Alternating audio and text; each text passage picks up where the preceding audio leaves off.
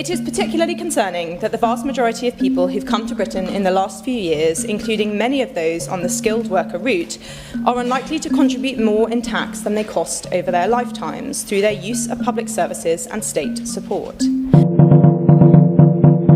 On this video, I'll be giving you the summary of everything that was said on that debate, as well as government's response, like their responses to every point that was raised. If you are interested in knowing this, stay with me until the end of this video and I'll see you shortly.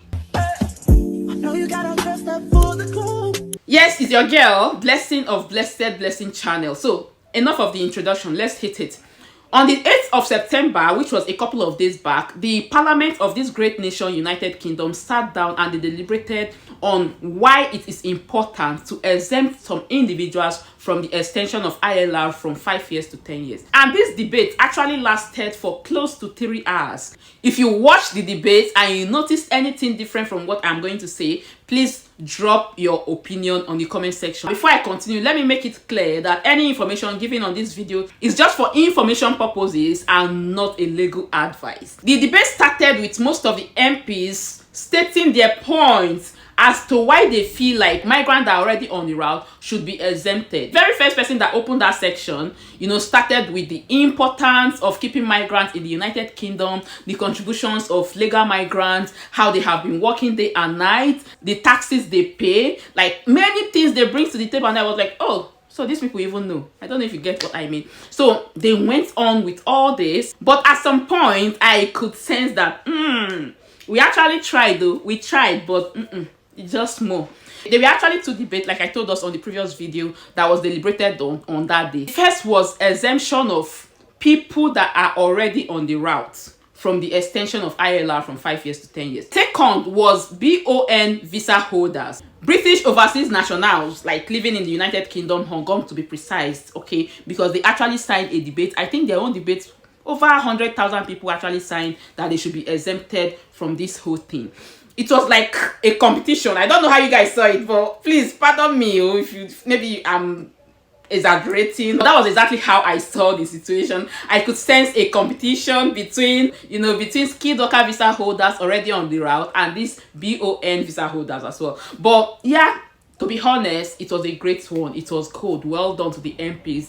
God bless you for the fact that you guys even understand that migrants are contributing. Because some people, I know they are still going to come on the comment section of this video to say, fine, nobody is dragging your country with you. It's your country. However, people that you had welcomed in the past, that's all we are saying. Please remember that you did welcome these people and they are in this country, they are still contributing. They are not just wasting your money, no. They are not just claiming benefits. These people are working. They are in the NHS, they are your doctors, they are your nurses, they are even in your local GPs as well. So they are everywhere in your schools. They could be your children's teacher. I think it's high time we start giving them respect that they deserve. Back to the subject. So guys, the debate started with most of the MPs telling us the importance why we should keep migrants. And from that point, it graduated to them talking about the BON visa holders. Guys, to be honest, before now, I do not even know. I've never heard about them, to be honest. But the truth remains that they are there, and just like you and I, they are likely going to be affected. And I have done my research as well to knowing why they even came to the United Kingdom. And guys, I can tell you that this is more of historic. Like, it's history, it's a promise, it's a contract between British people and Hong Kong. Guys, go and read about it if you want to get much information about this. Yeah, I see the reason why they were talking much about them. Like, they were like, oh no, this is not fair. It's not going to be fair to these people because you promised them that after 5 years of living here. The one that even struck me was when one of them, the MPs, stood up. That some people reached out to her and they are like, that they have children that have graduated and need to be in the university and they want to be paying home school fees, not international one, because these people have been living here for like 5 years, but because they do not have ILR, they are going to be paying fees like international students. So guys, many things were said. I don't even know where to start from, but the point of making this video is to tell you that your voices as migrants, guys, they were actually heard. And it brought smiles to my face, to be honest with you. Just knowing that the government could even sit down to deliberate issues like this, it tells how serious the government even takes legal migrants, and they understand the contributions they are bringing to the United Kingdom. I'm still going to tell you how this whole thing ended. Throughout the debate, almost all the MPs were in support that this should not be extended to people that we had already welcomed in the past, like individuals that are already on their pathway to achieving this. They should exempt them. However, guys, there is one lady. I will tell you about the lady. But before then, if you can remember, when this particular lady I'm talking about was speaking, I think another MP stood up to ask a question. And to me, like, it struck me again. The question was that he was wondering why only one member of the opposition party attended the section. I'm not a political person, please. So it's not about politics, but I'm just telling you what was said there. So he asked, why did they have just one person to represent the opposition party? We're all here responding to a petition that hundreds of thousands of people have signed. Does he think, like I did, that given the huge public interest there's been in this matter, that it's absolutely extraordinary that the main opposition party has had one person bother to turn up and speak, and that person, the ministers, barely actually talked about the items that were being raised by the petitioners. I don't think he got a response for that. But yeah, the lady I am talking about is the one on white. Sorry, I've forgotten her name, but I'll try to put some part of the video here so that you guys will hear and listen for yourself. This evening, I will speak about the proposed changes to ILR qualification for the skilled worker visa. Over the past 30 years, millions of people have immigrated to Britain. The level of migration to this country has been too high for decades and remains so. Every election-winning manifesto since 1974 has promised to reduce migration. As my right honourable friend, the member for North West Essex, has said, the last government, like the governments before them, promised to do exactly that. But again, like the governments before them, it failed to deliver. On that point. I will make a little progress and then perhaps come back to him. It is particularly concerning that the vast majority of people who've come to Britain in the last few years, including many of those on the skilled worker route, are unlikely to contribute more in tax than they cost over their lifetimes through their use of public services and state support. As things stand, the lifetime cost of this recent wave of migration is set to be in the hundreds of billions of pounds. This is one of the biggest scandals in British politics, and most people, including the Prime Minister, now acknowledge that the accelerated migration of the last few years was a profound mistake. And when we make a mistake and have the power to reverse it, it is right that we do so. In the case of this particular mistake, we absolutely have the power to reverse it, and that starts by changing the rules on indefinite leave to remain, or ILR. At the moment, after just 5 years, most migrants can claim ILR, allowing them to stay here indefinitely, access state support, and begin the path to citizenship. My shadow Home Office colleagues and I have repeatedly argued that the qualifying period should be extended from 5 years to 10. But that alone is not enough.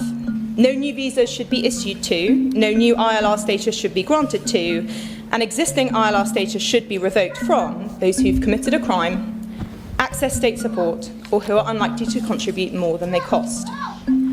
Those who have no legal way to stay here will then need to leave. That's how immigration works. All right, so you could hear what she said herself, like she's not part of it.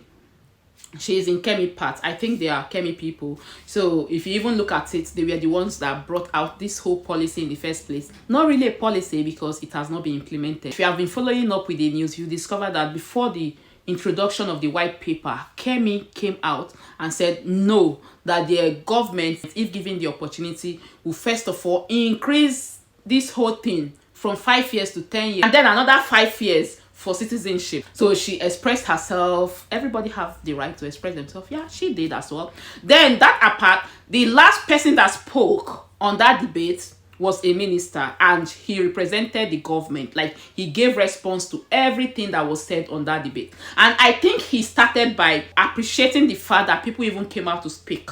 I always tell you guys, speak out.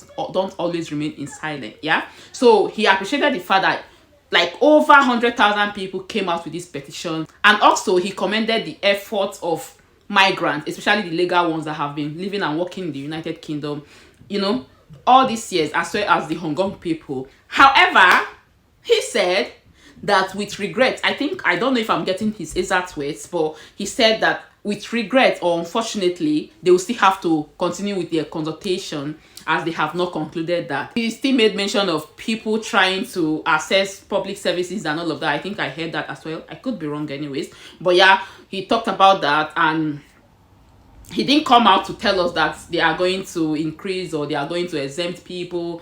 He didn't come out like that. He just told us to hold on until we hear further instructions or further details about this whole thing.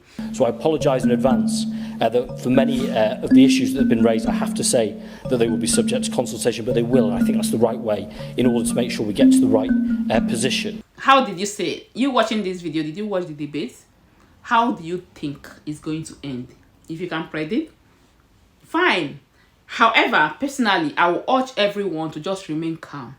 The good thing is that our voices were heard. That's the most important thing. For the fact that the government even decided, though it's not really in their place to decide, because I think the law is there that for any petition to get over 100,000 signatures, then the parliament will have to sit down just like they did and talk about it. And in this case, 160,000 people signed the petition.